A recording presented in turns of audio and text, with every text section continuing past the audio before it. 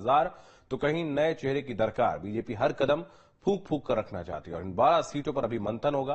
हालांकि पार्टी के नेता भरोसा दे रहे हैं कि जल्द ही बाकी सीटों की घोषणा भी हो जाएगी।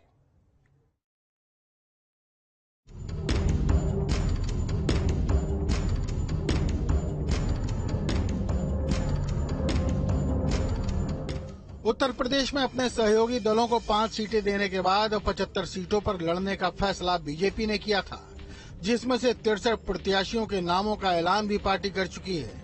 लेकिन अभी तक 12 सीटों को लेकर पार्टी प्रत्याशियों के नाम तय नहीं कर पाई है।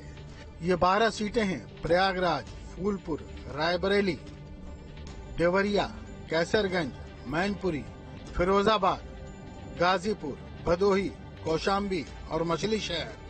किसी सीट पर पार्टी नए चेहरे की तलाश कर रही है तो कहीं प्रतिद्वंदी के नाम के ऐलान का इंतजार हो रहा है। पहले चरण की नामांकन की प्रक्रिया खत्म हो चुकी है, दूसरे चरण का नामांकन शुरू हो चुका है। लेकिन देखा जाए तो उत्तर प्रदेश में बीजेपी ने कई सीटों पर अभी तक अपने प्रत्याशी घोषित नहीं किए हैं।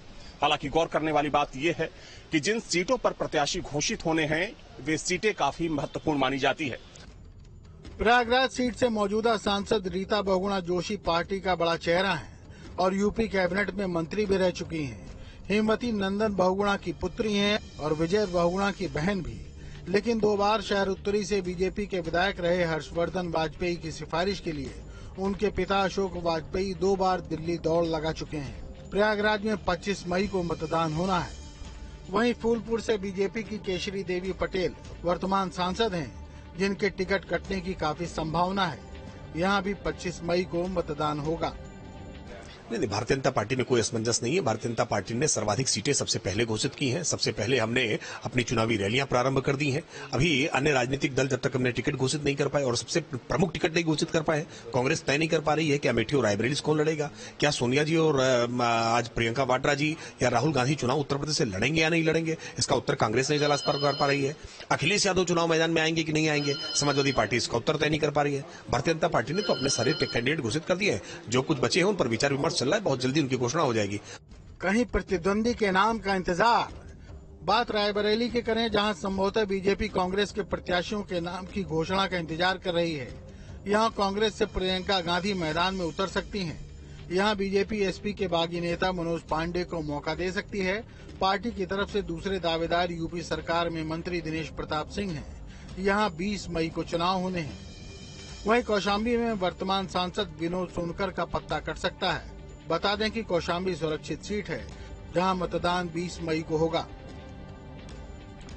कैसरगंज सीट पर भी बीजेपी का असमंजस बरकरार है। यहां मौजूदा सांसद ब्रजभूषण शरण सिंह हैं, जो हाल ही में विवादों में घिर गए थे और कुश्ती संघ के अध्यक्ष पद से हटना पड़ा था। ब्रजभूषण शरण सिंह का आसपास की सीटों पर भी काफी प्रभाव है। हो सकता है कि पार्टी इनके परिवार से किसी को टिकट दे दे। यहाँ भी 20 मई को चुनाव होने हैं। देखिए, भारतीय जनता पार्टी ने ज्यादातर सीटों पर उम्मीदवारों का ऐलान कर दिया है और जो बची हुई सीटें हैं उनमें भी जल्द उम्मीदवारों का ऐलान कर दिया जाएगा। पार्टी की अपनी एक रणनीति होती है, पार्टी की अपनी एक व्यवस्था होती है, जिसके तहत लगातार संपर्क का कार्य चलता रहता है, लगातार उसके लिए बैठकें होती रहती हैं और जो योग्य उम्मीदवार होता है, जो लोकप्रिय उम्मीदवार होता है, उसका पार्टी जो है चयन करती है। उचित समय आने पर बचे हुए उम्मीदवारों की घोषणा कर दी जाएगी। अब रुख करते हैं पूर्वांचल का, जहां बलिया सीट पर मौजूदा बीजेपी सांसद वीरेंद्र सिंह मस्त उम्मीद लगाए बैठे हैं। यहां एसपी ने भी अपने प्रत्याशी की घोषणा नहीं की है। यहां 1 जून को चुनाव होना है। देवरिया में रमापति राम त्रिपाठी मौजूदा सांसद हैं, जिनका टिकट कटने की संभावना है। माना जा रहा है कि यहां पर किसी ब्राह्मण चेहरे पर पार्टी दांव लगा सकती है। यहां 1 जून को मतदान है। गाजीपुर में बीजेपी मुख्तार अंसारी के भाई के खिलाफ किसे उतारेगी, ये देखना बाकी है। यहाँ भी 1 जून को मतदान होना है। वहीं भदोही में वर्तमान सांसद बीजेपी के रमेश चंद्र बिंद हैं। एसपी गठबंधन में ये सीट टीएमसी के खाते में गई है, जहां से ललितेश पति को टिकट मिला है। यहाँ पर भी बीजेपी नाम तय नहीं कर सकी है। भदोही में 25 मई को वोटिंग होनी है, जबकि मछली शहर सीट पर मौजूदा सांसद बीबी सरोज हैं, जिनका टिकट कटने की संभावना है। यहाँ भी सहमति नहीं बनी है। यहाँ मतदान 25 मई को होगा। कहीं हो रही नए चेहरे की खोज। देखिए, ये जो जिन सीटों पे भाजपा ने चुनाव नहीं घोषित किया है वो सब 6 और 7 चरण में होने वाले चुनाव हैं। ये मई में होंगे, तो एक बड़ा वक्त है अभी। दूसरा, कुछ जगहों पे इनको कैंडिडेट चेंज करने हैं, यानी सिटिंग एमपी को टिकट काटना है या रिपीट करना है, तो इस तरह के असमंजस हैं। शायद अच्छे प्रत्याशी या दूसरी पार्टियों के समीकरण को ध्यान में रखने की कोशिश कर रहे हैं।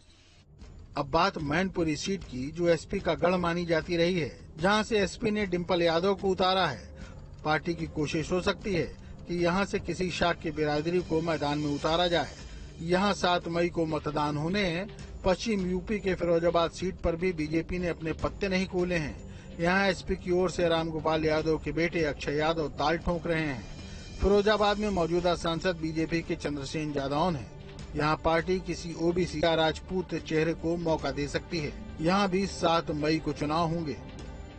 अगर हम कैसरगंज की बात करें तो चूंकि ये सीट माना जा रहा है कि बृजभूषण शरण सिंह की वजह से फंसी हुई है, क्योंकि उस सीट पर बीजेपी लगातार मंथन कर रही है। वहीं अगर हम प्रयागराज सीट की बात करें, जहां से रीता बहुगुणा जोशी सांसद हैं, माना जा रहा है कि उस सीट पर भी बीजेपी अभी असमंजस की स्थिति में है। वहीं चाहे हम गाजीपुर की बात करें, बलिया की बात